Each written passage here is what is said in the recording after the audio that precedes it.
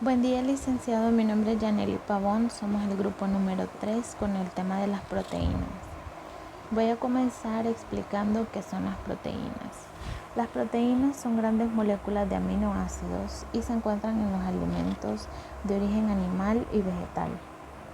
Estas constituyen los principales componentes estructurales de las células y de los tejidos de nuestro cuerpo. Los músculos y los órganos también están formados en gran parte por las proteínas.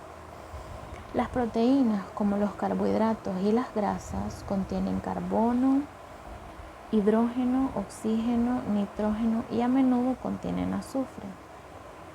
Estos elementos químicos se agrupan para formar unidades estructurales llamadas aminoácidos, a los cuales podríamos considerar como los ladrillos de los edificios moleculares proteicos. Estos edificios moleculares se construyen y se desmoronan con gran facilidad dentro de la célula. Entonces es por los aminoácidos que la materia viva tiene la capacidad de crecimiento, de reparación y de regulación. Las proteínas son moléculas formadas por aminoácidos, como ya lo mencioné. Entonces los aminoácidos de cualquier proteína se unen mediante las llamadas uniones peptídicas para formar cadenas. La unión de dos o más aminoácidos mediante enlaces amida originan los péptidos. En los péptidos y en las proteínas, estos enlaces amida reciben el nombre de enlaces peptídicos y son el resultado de la reacción del grupo carboxilo de un aminoácido y del grupo amino de otro, con la eliminación de una molécula de agua. Cuando el péptido está formado por menos de 15 aminoácidos, se trata de un oligopéptido. Cuando contiene entre 15 y 50 aminoácidos, se trata de un polipéptido. Y si el número de aminoácidos es mayor, se habla de proteínas. En los seres vivos se pueden encontrar proteínas formadas por más de 1000 aminoácidos. Entonces, las proteínas se estructuran por diferentes aminoácidos que se unen en varias cadenas. Debido a que hay tantos y diversos aminoácidos, existen múltiples configuraciones y por lo tanto muchas proteínas diferentes. Ahora los dejo con mi compañera Jasmine, que le va a explicar la importancia de las proteínas.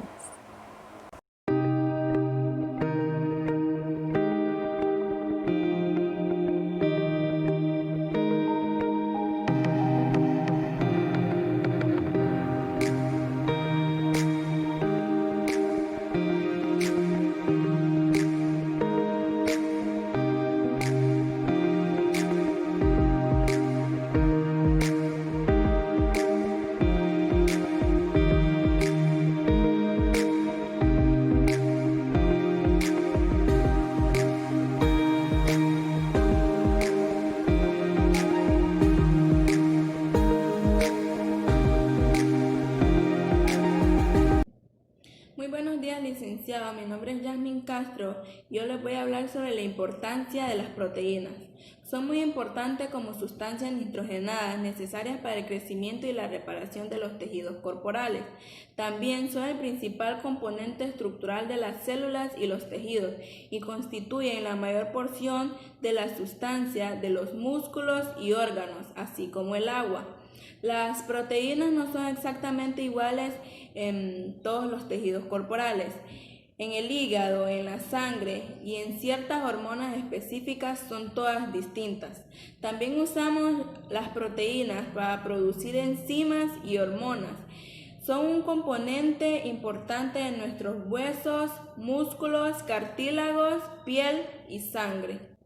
Por otro lado, las proteínas cumplen varias funciones en nuestro organismo y son necesarias para el crecimiento y desarrollo corporal, para el mantenimiento y reparación del cuerpo y para reemplazar tejidos desgastados o dañados, y también en la producción de enzimas metabólicas y digestivas, y sirven como constituyentes esenciales de ciertas hormonas, como por ejemplo la tiroxina e insulina. Aunque las proteínas liberan energía, su importancia radica en que son el componente esencial de las células. Las células pueden necesitar reemplazarse en un tiempo, y para que este reemplazo se realice es indispensable el aporte de las proteínas. Cualquier proteína que se consuma en exceso de la cantidad requerida para el crecimiento u otras funciones metabólicas se utiliza como fuente de energía, lo que se logra mediante la transformación de proteína en carbohidratos. Si los carbohidratos y la grasa en la dieta no suministran la cantidad necesaria de energía, entonces se utiliza la de las proteínas para suministrar energía. Como resultado de esto, hay menos proteínas para el crecimiento o reposición celular. De igual manera pasa con los niños, que necesitan proteínas adicionales para su crecimiento. Si reciben poca cantidad de alimentos para sus necesidades energéticas, la proteína se utiliza como energía y no para su crecimiento. Bueno, esto es todo de mi parte. Los dejo con mi compañera Cindy, que les va a hablar sobre la clasificación de las proteínas.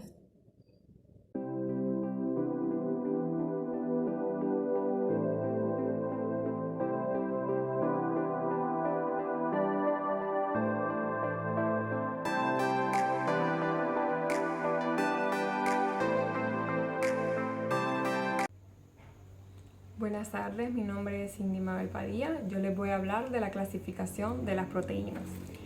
Estas se clasifican en tres: proteínas fibrosas, proteínas globulares y proteínas conjugadas. Las proteínas fibrosas son proteínas animales insolubles que generalmente son muy resistentes al desdoblamiento de las enzimas digestivas. Existen como cadenas filamentosas alargadas. Un ejemplo de estas proteínas es el colágeno, principal proteína del tejido conectivo. Otro ejemplo es la elastina. Esta está presente en los tejidos elásticos, tales como las arterias y tendones. Y por último está la queratina, que esta la encontramos en el pelo, en las uñas y en las pezuñas de los mamíferos. Por otro lado, tenemos las proteínas globulares. Estas incluyen enzimas, antígenos y hormonas y proteínas hormonales. Y se subdividen en albuminas, que las albuminas son proteínas solubles al agua y coagulables con calor. Otras de estas proteínas son las globulinas. Son insolubles o escasamente solubles al agua. Sirven como principal reserva de algunas semillas de vegetales.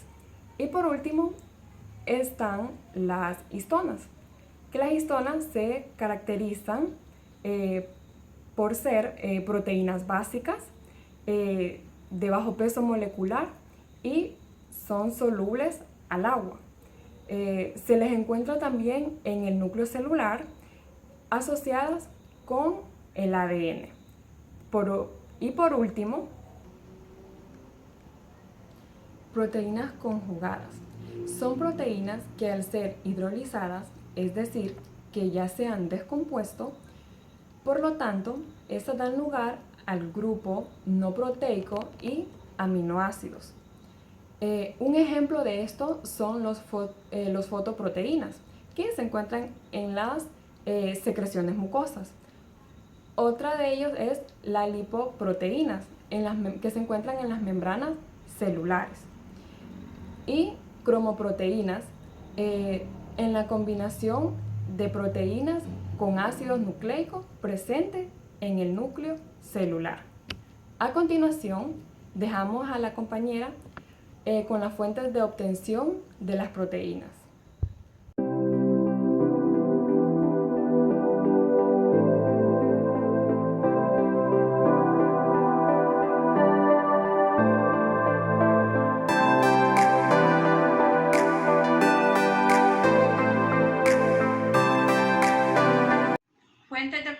de las proteínas.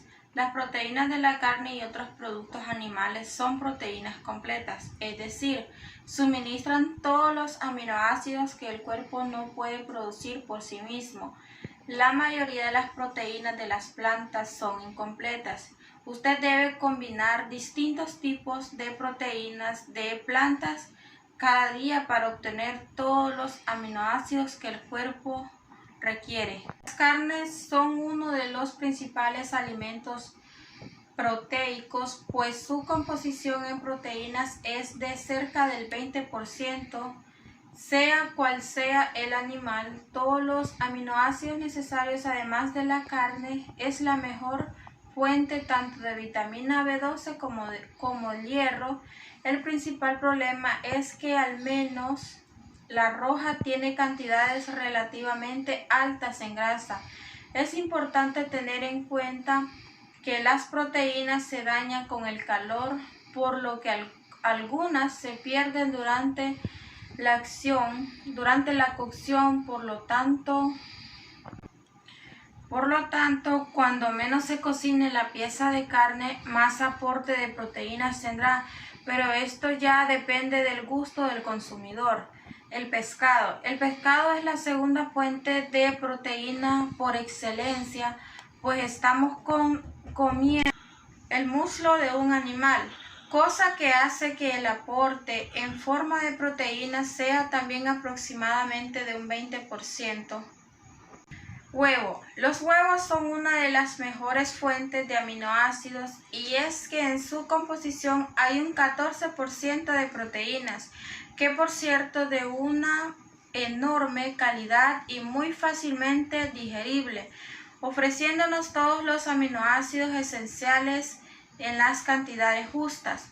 Cabe destacar que a diferencia de lo que podría parecer, prácticamente todo el contenido en proteínas del huevo está en la clara. La yema de huevo tiene pocos aminoácidos y es muy rica en grasa y colesterol. Por esa misma razón se recomienda comer solo unos 3 huevos a la semana. Si solo se desea comer la clara, podría consumirla sin problema todos los días. Los legumbres. Los legumbres tienen una cantidad muy elevada de aminoácidos. De hecho, tienen más que la carne o el pescado.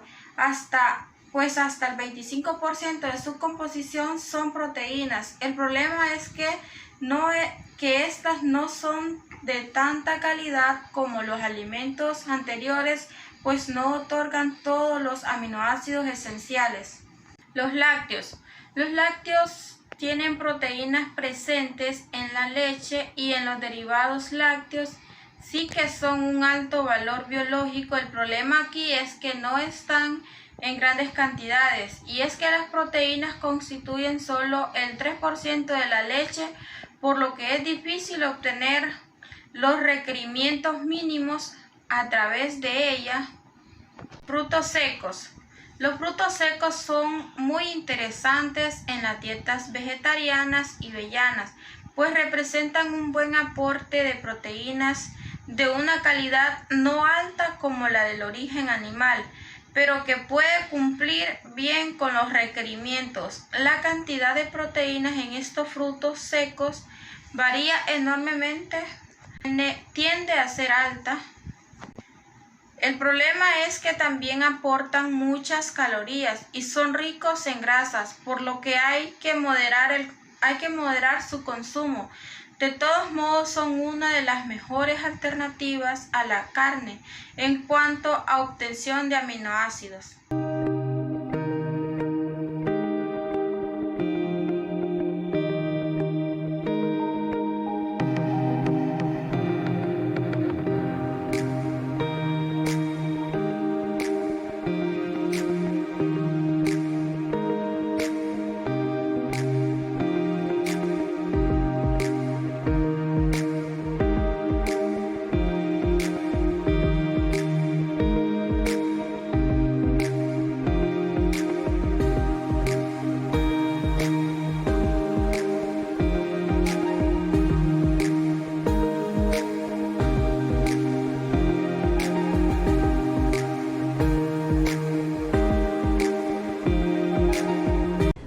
días, mi nombre es Gilan Yosel Meléndez. Yo les vengo a hablar un poco sobre lo que son los usos y aplicaciones de la proteína.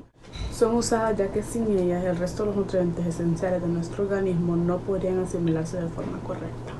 Se usan para conformar la estructura de nuestro ADN, aportan energía a nuestro cuerpo, facilitan la buena digestión de cualquier alimento. Son necesarias para que todas las células de nuestro cuerpo cumplan su función correctamente. Sirven para formar y reparar tejidos de la piel, órganos, músculos, uñas, huesos y pelo. Propiedades para construir músculo en el área del deporte. Una de las principales aplicaciones de las proteínas en nuestra área es de fabricar tejidos, regenerarlos y renovarlos continuamente, promoviendo el crecimiento. Se aplican recetando una buena fuente de proteínas para nuestro cuerpo, como ser el pollo, leche, salmón, huevo, nueces y avena.